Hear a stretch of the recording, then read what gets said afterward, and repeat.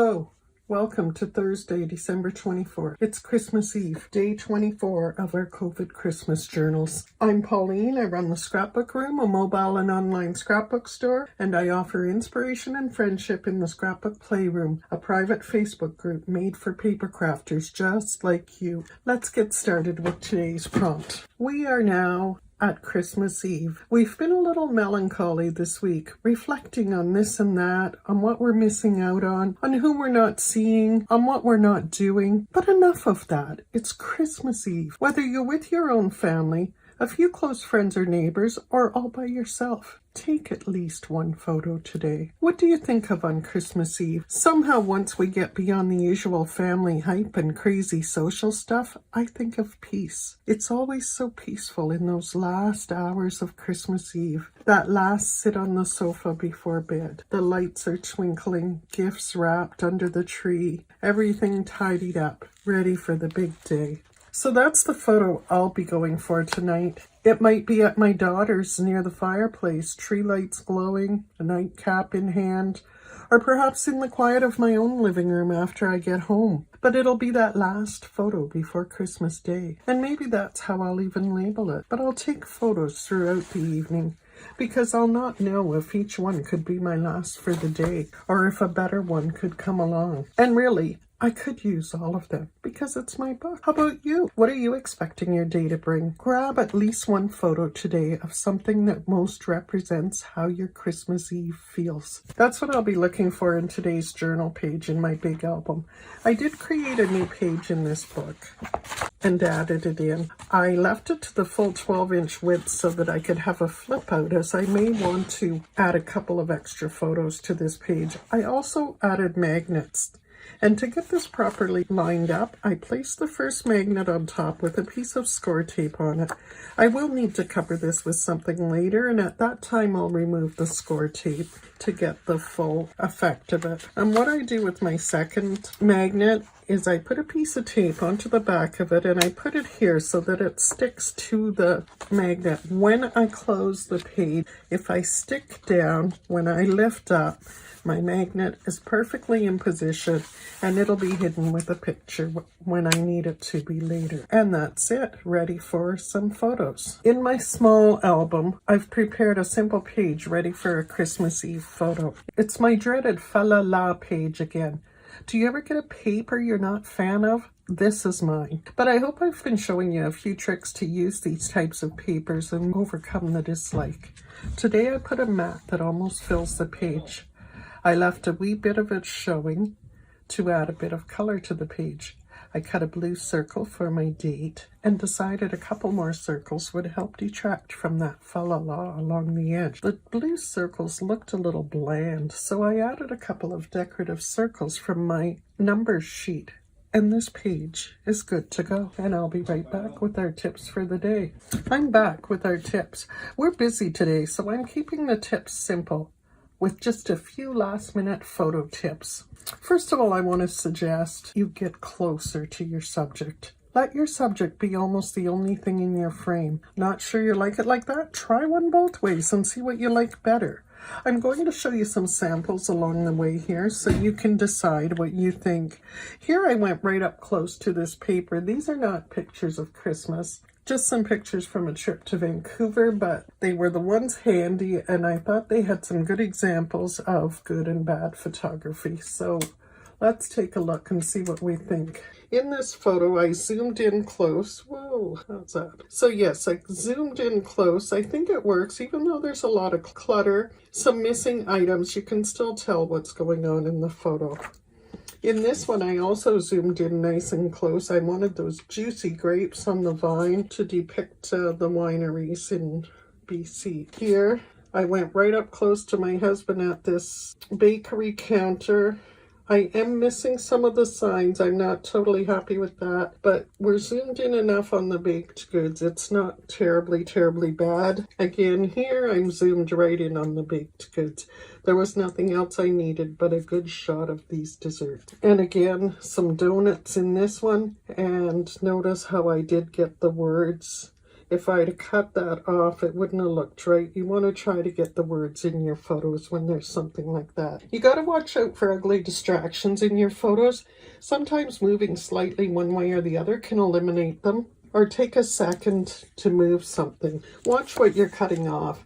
Half a sign or half a word is a distraction. So is anything that shouldn't be in the photo or that detracts from your subject. So don't be afraid to move things.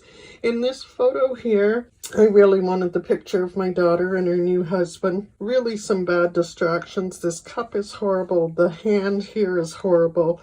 If I did use this photo, I would have to be cutting it off, I think, to eliminate that clutter. It would have been easier for me to reach out, move that cup out of the way. Alas, I didn't do that, so not a great photo. This one, again, you've got these people in the background. Moving over just a tad would have eliminated them from the picture and it would be fine. I will be able to cut this off and still use it, but see how shifting just a wee bit can make the picture a little better. In this one, we've got a distraction of these boards on the end of the piano. Again, they could be cut off, which would make it not too bad. I did want to leave the street so that you could see that the piano actually is on the street. Way too much clutter in this one. I was trying to capture my son-in-law, my daughter, and my husband all in this vintage record store. A little too junky for me. I'm not sure that it'll ever get used. Here's a better picture, centered. We do have some background here, but it's a little bit blurry. I think it doesn't distract too much from the photo, even though it's not all there. It could also be cut off and wouldn't be too bad. I'd lose a bit of my daughter's arm. If I were to do that, I'd probably cut a bit off this side too. So again, you can see moving over slightly would have got rid of that. And again, cutting things off. Who cares about that word? But it's still a distraction because you find yourself trying to figure out what it says. I think I actually took this picture trying to have a look at the writing and the font styles, but even so, it's a bad way to take a picture of signs. You want the whole sign or no sign at all. This is a much better shot of a sign. You can see the whole thing. The legs of the sign are in there. It's nicely framed. Little distraction with the leg here, but overall not terrible. Again, here we do have some background noise, but not terrible. I think she's so much up front in the photo that these things in the distance don't show up too much. So changing your angle will help. Get higher, get lower, move to the side instead of directly on center. Turn lights on, dim the lights. Try any of those. If there's something that shouldn't be in the photo or that detracts from your subject, don't be afraid to move it. And again, talking about angles, this was in a bookstore, nicely centered, books on both sides, looking straight down the center. I think that one works, giving the impression of the aisle of the bookstore.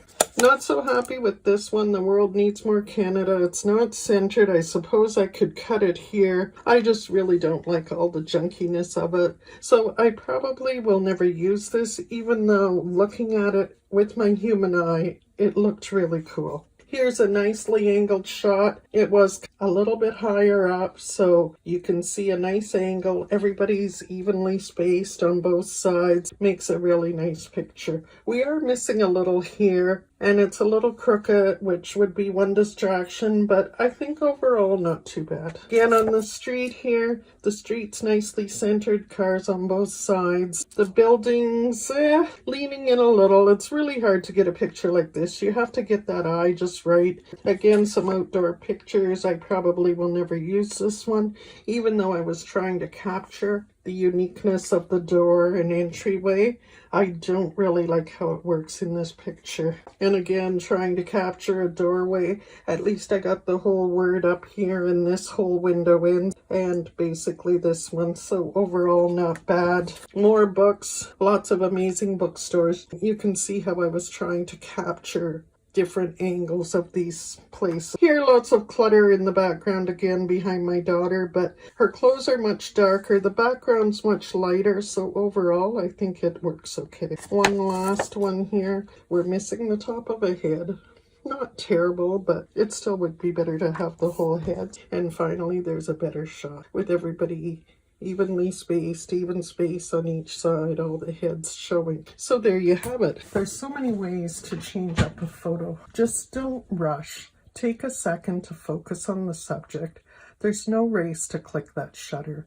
And yes, sometimes you need to tell your subjects to be still for a second. Figure out where the button is to be able to turn your camera on quickly. And keep it near you. Don't be afraid to say, wait, let me get a picture. Then take those few extra seconds to focus. You don't need to be a professional photographer. I'm far from it. But with a little practice and taking a few seconds to compose a shot, you'll be so much happier with your results. And just think of how much more you'll have to scrapbook. Now go get ready for a picture-perfect Christmas Eve. I'll return tomorrow, but no worries, it will be very brief. Have a great Christmas Eve.